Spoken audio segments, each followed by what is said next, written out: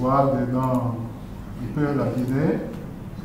Mais regardons les pays qui sont les demandeurs nets, comme la Côte d'Ivoire et le Nigeria. La Côte d'Ivoire a vraiment intensifié cela et le Nigeria est presque a fait toujours les mêmes, presque a conservé son niveau d'intensité en matière de demande de produits de poissons. Ces produits aussi sont assez connus comme pour leur importance dans les échanges régionaux. Ce sont les légumes. Et pour les légumes, on voit que le Ghana, qui était avant le lancement de CAREP, qui était en fait un peu déficitaire, a changé, a connu un changement de position et est devenu fortement excédentaire sur les marchés africains. Contrairement à la Côte d'Ivoire, qui était déjà aussi déficitaire, mais qui a intensifié cette position de déficit. Je vais partager ce que je pense, c'est que quand on parle de commerce intra-africain, c'est aussi positif d'être un importateur net qu'un exportateur net pour la région. Je crois que Yama doit être d'accord avec moi, parce que cela prouve que les pays ont une forte participation au marché africain. Et c'est ce que nous souhaitons. Donc le fait que, quand je disais qu'un pays est importateur net, l'autre exportateur, ce n'est pas négatif pour l'un, positif seulement pour l'autre. C'est positif dans les deux cas lorsqu'on considère la région et que nous envisageons comment réaliser l'objectif de Malabo qui cherche à tripler le commerce intra-africain. Donc moi, je trouve que c'est des niveaux de participation intéressants qui démontrent que nos pays sont déjà dedans et qu'il faut renforcer. Enfin, il y a les céréales et là, on voit le Bénin, on voit la Côte d'Ivoire et le Sénégal qui dégagent des excédents de céréales et le Mali, le Niger et le Nigeria qui dégagent sur le marché africain des déficits, mais en tout cas, qui prennent sur le marché africain beaucoup de céréales pour combler les déficits.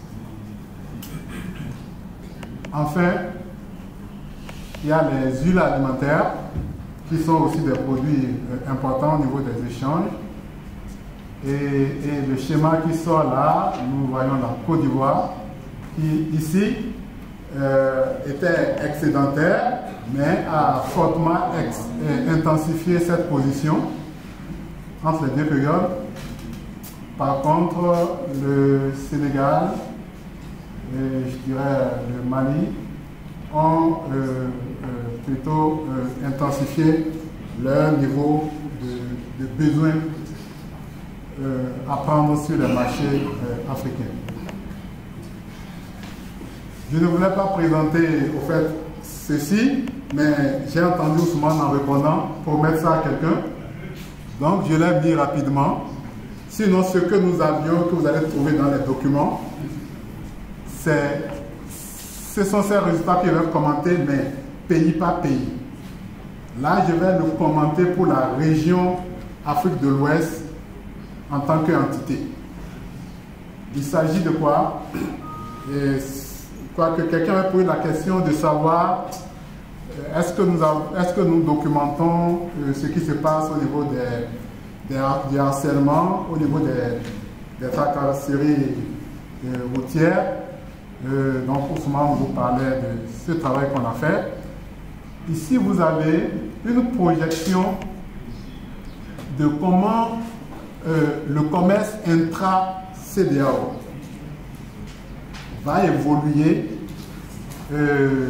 à l'horizon 2025 si nous continuons de gérer nos économies et le commerce tel que cela se passe maintenant.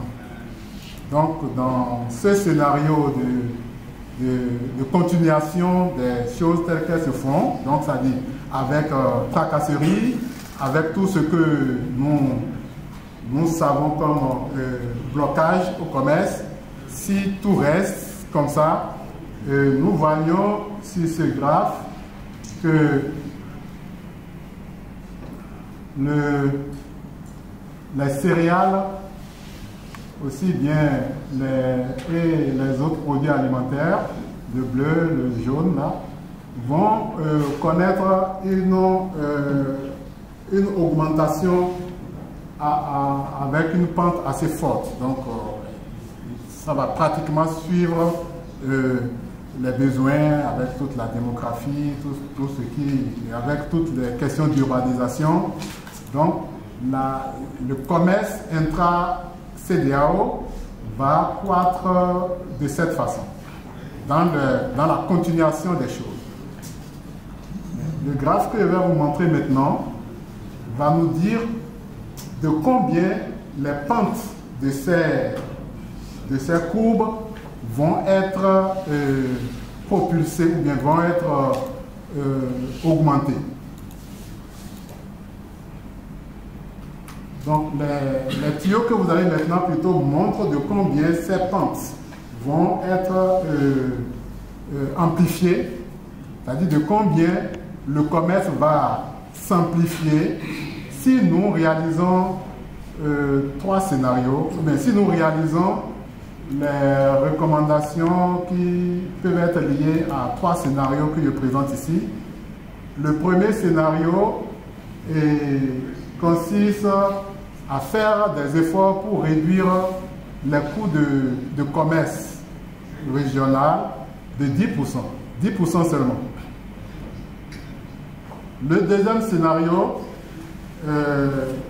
nous présente ce qui se passerait si on réussissait à éliminer les barrières en termes de harcèlement sur les corridors d'échange entre les pays de l'Afrique de l'Ouest. Oui. Oui, je vais venir, c'est ça. Ok. D'accord.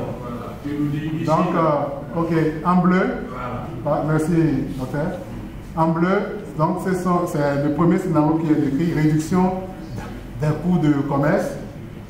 En rouge, c'est le scénario de l'élimination du harcèlement sur les corridors. Et en gris, c'est le scénario de l'amélioration de 10% des rendements de tous les produits agricoles. Et nous voyons donc, avec toutes ces barres qui montent sont plutôt dans le positif, indiquent que ces scénarios vont augmenter le commerce. Mais nous pourrons comparer comment est-ce que les divers produits tirent bénéfice de ces scénarios. On a les céréales là, on a les racines et tubercules ici, on a les autres produits alimentaires et tous les produits alimentaires ensemble et les produits non alimentaires et la viande. Donc on peut voir, si on compare les scénarios, que pour répondre à la question qui était posée à Ousmane, que l'effet qu'on tire de l'élimination de ces tracasseries n'est pas négligeable. C'est ça le rouge.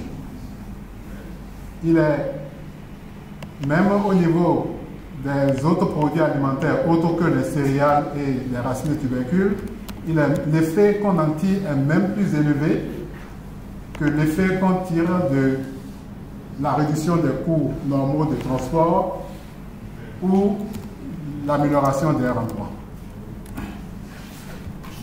Je peux revenir sur ça si vous voulez, mais Ismaël m'a donné seulement 15 minutes que je crois qu'il a dépassé. Il y a beaucoup d'autres indicateurs que je suis désolé, je n'ai pas pu agréger au niveau régional. il fallait fouiller tous ces indicateurs sur tous les pays, documents pays. Mais aussi, il y a certains qui ne sont pas comparables comme ça. Ou quand je lis le texte, il est difficile de comparer le résultat obtenu pour un pays à celui d'un autre, étant donné les années de calcul ou les méthodes, ou la base des échantillons. Mais vous les avez pour tous les pays et vous les trouverez. Et si un jour on finit cette synthèse régionale, on les partagera avec vous et avec les autres indicateurs qui vont. Merci pour votre attention.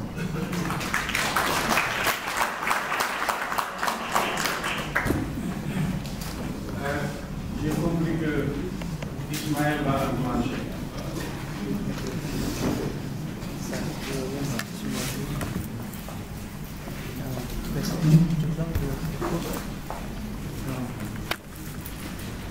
Merci Yama. Ici que ça me termine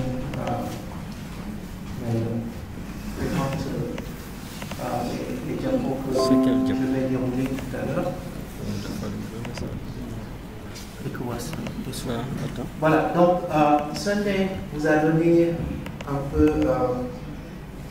la situation actuelle, le point de départ, et vous a montré un peu d'où on vient, quels sont les efforts qui ont été faits dans les différents pays pour arriver là où nous sommes. Alors moi je vais vous prendre là et vous amener maintenant pour une nouvelle course, donc aller vers 2025. Donc une analyse prospective pour vous montrer pour les différents domaines de Malabo avec différents scénarios où est-ce que les pays vont être. Alors, je vais vous donner l'information uniquement pour la première partie. Il vous a parlé de pauvreté, dépenses publiques, etc., qu'on appelle les indicateurs globaux. D'accord, moi je vais donc faire une projection de là où les pays vont être d'ici à 2025 selon différents scénarios par rapport à ces indicateurs globaux.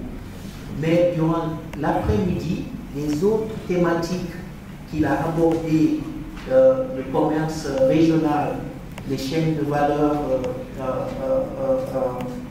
le développement des chaînes de valeur inclusives, la nutrition et la sécurité alimentaire, etc., etc. D'autres collègues vont venir vous parler un peu de quelle est la course à faire, quelles sont les bonnes pratiques et comment les pays peuvent en arriver là. Donc, l'objet des prochaines présentations, même de l'après-midi, c'est maintenant aller vers l'avant. D'accord? Nous savons où est-ce que nous en sommes, d'où nous venons, et donc comment, avec différents scénarios, on peut se retrouver là. Alors, je ne vais pas revenir sur ces aspects parce que je vous dis que vous connaissez déjà les déclarations, mais ici, un des aspects importants est que le défi est grand. Si à Maputo, nous avions uniquement deux objectifs, qui est celui du financement de l'agriculture et de la croissance, le défi est encore plus grand ici parce que les objectifs ont été élargis, le commerce, etc. Et donc, qui dit objectif élargi dit que nous devons mettre en place des expertises, parce qu'une seule personne ou bien deux ou trois ne peuvent pas disposer de toutes ces expertises pour pouvoir appuyer les pays. Raison pour laquelle nous sommes organisés, Ousmane en a parlé, pour avoir une équipe qui peut appuyer les pays sur les différentes dimensions dont nous avons parlé tout à l'heure. Alors, donc le but de tout cela,